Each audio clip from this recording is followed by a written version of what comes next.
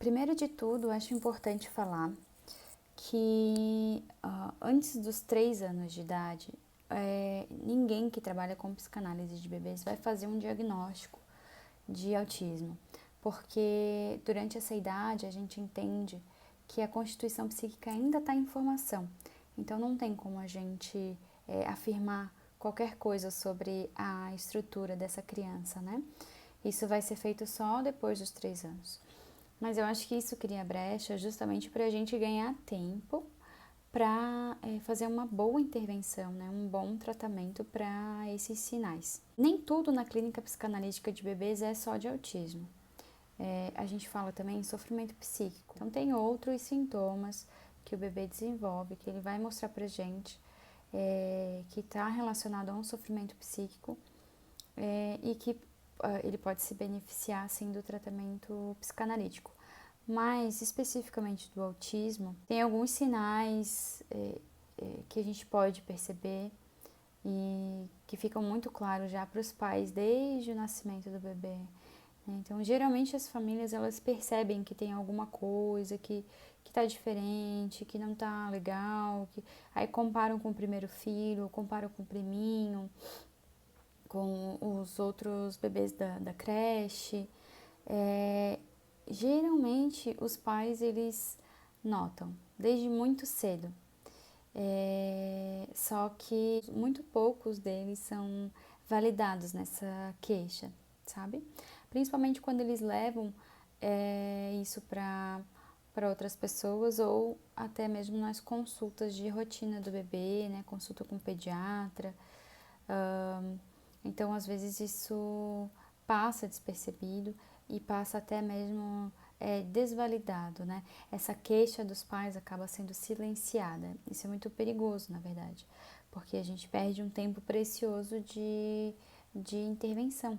Existem 2 sinais que o bebê que está em risco de autismo apresenta e que são os mais importantes para a gente, na verdade.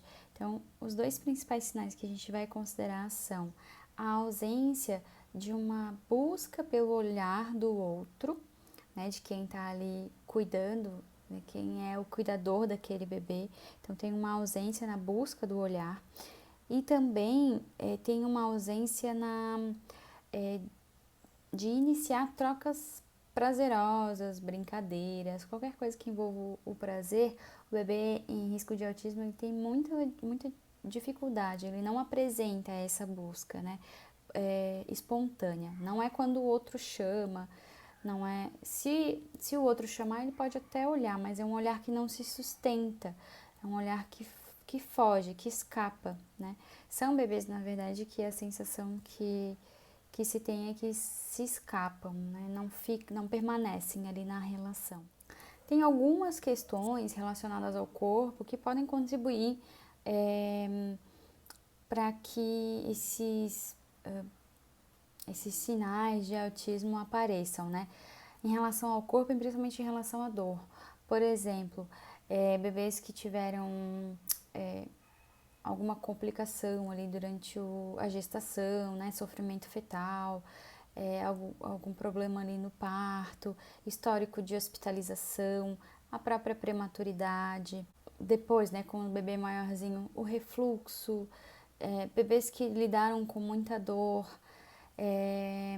tudo isso pode atrapalhar muito o desenvolvimento psíquico desse bebê, né? Porque quando o bebê está em dor, ele acaba tendo que lidar com essa outra coisa que não estava esperada no desenvolvimento dele, que era a dor, enfim, esse sofrimento, e que vai impossibilitar que ele se jogue na relação, né? Que ele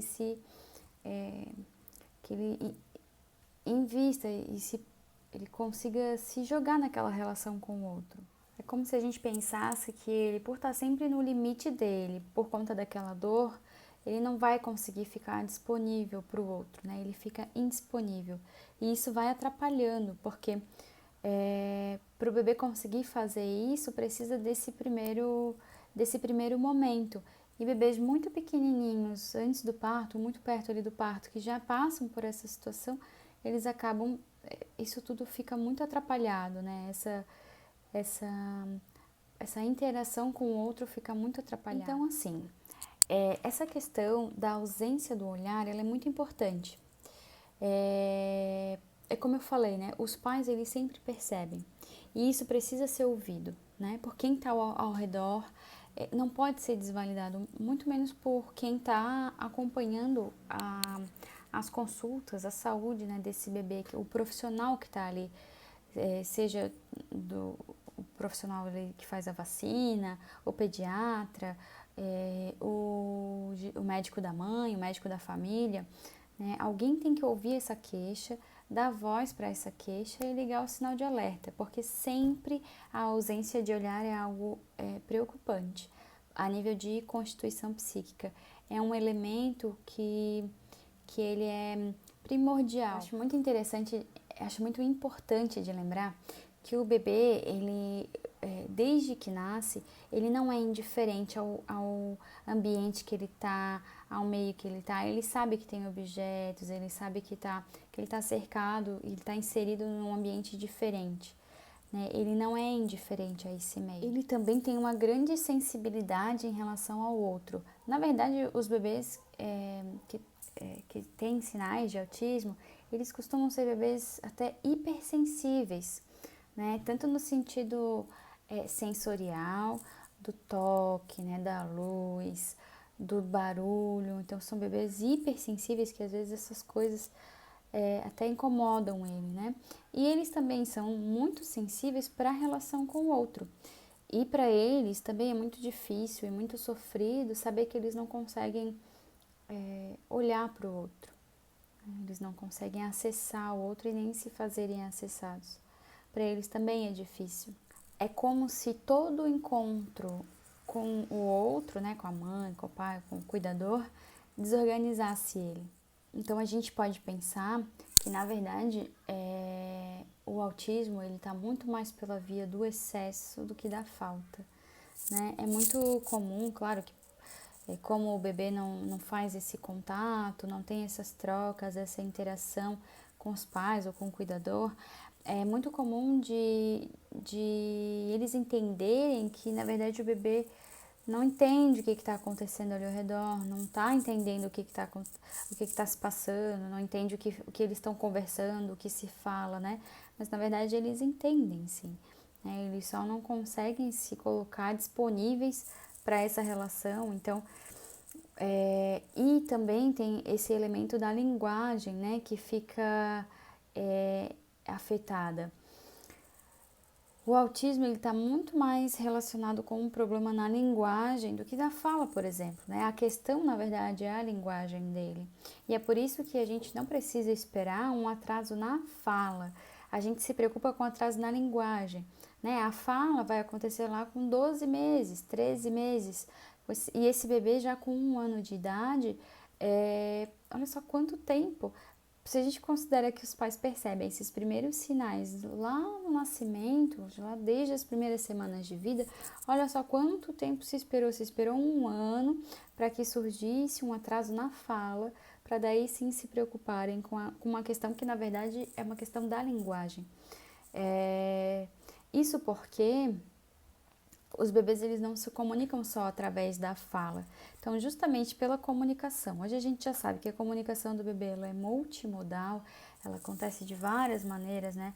Não só pela língua falada, mas pelos gestos, pelo choro, expressões faciais, ou as próprias expressões corporais mesmo, né? Outros sintomas, tipo questões relacionadas ao sono, ao apetite desse bebê. Então, a gente já sabe que a gente não precisa esperar esse bebê ter um atraso na fala. Toda essa linguagem do bebê que vem antes, desde o nascimento, e aí vocês viram que eu já coloquei vários textos, vídeos explicando que tudo que o bebê é capaz, né, todas as competências do bebê desde o nascimento, na verdade desde o intraútero, se ele já não faz isso desde as primeiras semanas de vida, isso já é um alerta pra gente, né? Então, por isso que eu foco na questão da linguagem. Tem muita coisa que, desde as primeiras semanas de vida, a gente já pode ir observando e quando está ausente, a gente já deve acender o nosso sinal de alerta e encaminhar esse bebê para um tratamento específico, né? Dentro da constituição psíquica, não existe muito aquela coisa de que cada bebê tem seu tempo, né? É muito sério e, na verdade, o que a gente não pode é justamente perder tempo, a gente não pode esperar muito. Então, um bebê que não olha, né? Lembra lá de todas as coisas que eu já compartilhei. Um bebê que não busca o olhar, um bebê que não, que não dá o pezinho pra gente morder, que não começa uma brincadeira, que não começa ali uma gracinha, né? Bebê faz muita gracinha. O bebê que não consegue fazer isso. Quando a gente chama o nome do bebê, fulano, ele tem que olhar quando ele tá com 4 a 5 meses de vida, né? Se ele não consegue olhar para a pessoa que está chamando ele pelo nome, com 4 ou 5 meses, isso também já é outro sinal de alerta. Então, assim, tem infinitas coisas. O pediatra que está lá na consulta, ele tem a cartilha, e vocês podem fazer isso em casa, na verdade, com os seus bebês, né, seus filhos. Mas assim, tá lá, se o pediatra tem dificuldade, tá lá na cartilha do bebê, aquele caderninho, que é o mesmo caderninho que faz os carimbinhos das vacinas, tem uma parte lá que é só do desenvolvimento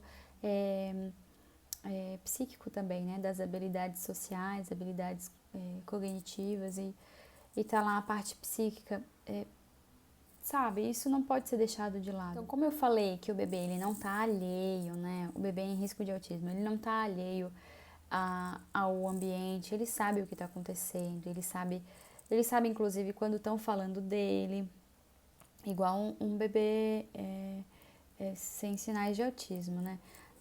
Ele sabe o que está falando dele, ele sabe o que as pessoas estão conversando, ele sabe o que acontece ao redor dele. Ele não dá sinais de que ele está participando daquilo, mas ele sabe. Considerando tudo isso, o que eu posso dizer assim, é que o grande papel do trabalho psicanalítico com bebês em risco de autismo, né, com sinais de autismo, é fazer com que ele consiga obter prazer na relação com o outro. Esse é o nosso grande trabalho, assim, né? É um trabalho que é muito do nível do singular. O atendimento sempre é feito do bebê junto de seus pais e não existe, assim, lá durante a consulta, quando a gente tá, sei lá, brincando, sentado ali juntos, brincando, conversando, não existe um passo a passo que eu tenho que fazer, um protocolo que eu tenho que seguir. Ali na hora da sessão é o que aparecer, porque o objetivo das sessões é fazer uma escuta daquele bebê com a sua linguagem particular, né? Ele não fala ainda, mas com certeza ele entende, ele se apropria daquilo que eu falo inclusive por ele, né? Muitas vezes eu nomeio o que ele está passando, posso nomear até o que ele está sentindo, e muitas vezes ele se apropria disso e ele devolve isso, né? O bebê, ele tem uma comunicação dele com um gemido, com um desconforto, uma inquietação, um choro, ou até um sorriso, um olhar, né, que é o que a gente mais quer, um olhar que se sustenta, um olhar, e o mais importante, não um olhar para mim, mas um olhar para a mãe e para o pai dele, né? Porque o grande objetivo é não que o bebê faça essas coisas comigo, o grande objetivo é que ele faça com os pais, né? Com a família dele, com o cuidador dele. Então, o que a grande contribuição da psicanálise para o tratamento desses bebês é com certeza que eles consigam entrar nesse jogo delicioso da relação com o outro, né? Que naquele momento da vida deles, o outro primordial é o cuidador principal, né? A mãe, o pai, ou quem está cuidando ali, às vezes é uma avó, uma tia. Essa é o principal, assim, ponto de vista em relação ao autismo e o tratamento psicanalítico.